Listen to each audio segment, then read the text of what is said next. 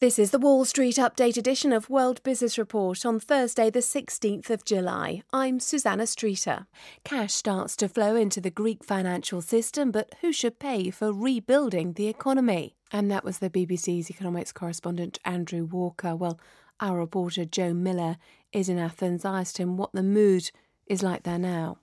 Some assistance will now come from Greece's creditors, but there are those that argue that more can be done within the country by redressing the great imbalance between the wealthiest in Greek society and the less fortunate. And one such person is Andrέas Δρακόπουλος of the famous Niarchos family, headed by Stavros Niarchos, which some of our listeners may remember as one of the golden Greek shipping magnates of the 1950s, along with Aristotle Onassis.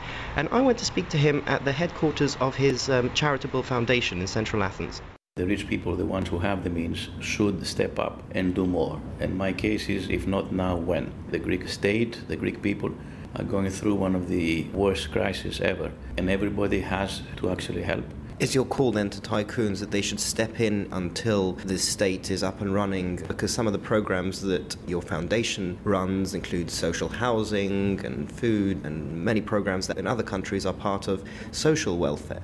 The state now is having serious difficulties. I think philanthropy has to step up.